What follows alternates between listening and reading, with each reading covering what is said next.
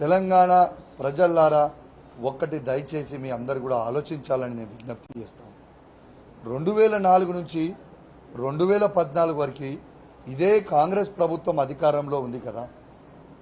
ఈ కాంగ్రెస్ ప్రభుత్వం అధికారంలో ఉంటే వీళ్ళు ఎన్ని ఉద్యోగాలు ఇచ్చిండ్రు? సమైక్య ఆంధ్రప్రదేశ్లో కేవలం వీళ్ళు ఇచ్చిన ఉద్యోగాల సంఖ్య ఎంత అంటే కేవలం 24,000 ఉద్యోగాలు మాత్రమే.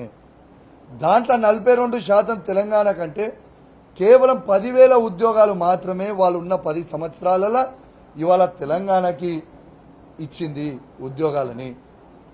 మరి ఇవాళ కేసీఆర్ గారి ప్రభుత్వం తెలంగాణ వచ్చిన తర్వాత 2014 నుంచి 2023 వరకు ఇవాళ 2,02,735 ఉద్యోగాల భర్తీ చేసినాం.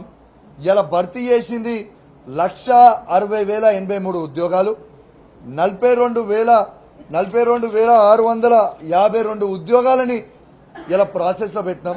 ఈ రెండు కలిపితే 2,02,735 ఉద్యోగాలు మేము ఇచ్చింది.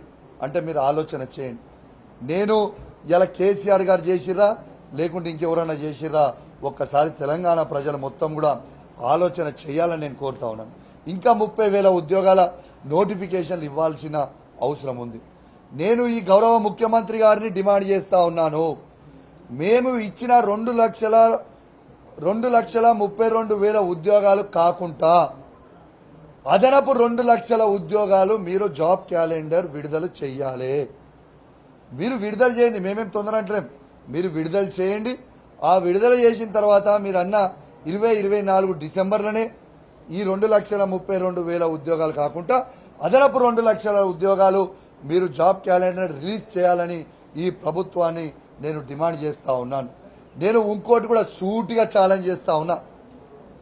ఇలా కాంగ్రెస్ బీజేపీ వాళ్ళకి నేను సూటిగా ఛాలెంజ్ చేస్తా ఉన్నా.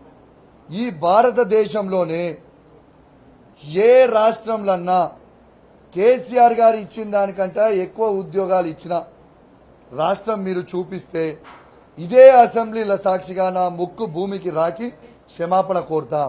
లేకుంటే మీరు కేసీఆర్ గారు ఉద్యోగాలు ఇచ్చిండ్రు అని మీరు ఒప్పుకుంటారా అని చెప్పి నేను అడుగుతా ఉన్నాను. ఇలా సింపుల్ కంపారిజన్ యావత్ భారతదేశంతోనే నేను కంపేర్ చేస్తున్నా. ఒక్క బీజేపీ పరిపాలిస్తున్న రాష్ట్రంలో కానివ్వండి, ఒక్క కాంగ్రెస్ పార్టీ పరిపాలిస్తున్న రాష్ట్రంలో కానివ్వండి, ఏ ఒక్క రాష్ట్రంలో కానీ కేసీఆర్ గారు ఇచ్చిన ఉద్యోగాల కంటే ఎక్కువ ఇచ్చుంటే నా ముక్కు భూమికి నేను రాకుతా అని చెప్పి నేను సవాల్ విసురుతా ఉన్నాను. నేను విసిరిన సవాల్కి నేను 20 రోజుల క్రితం కూడా నేను విసిరిన సవాల్కి ఎవరు యాక్సెప్ట్ చేస్తలేరు. ఎందుకు స్వీకరిస్తలేరు?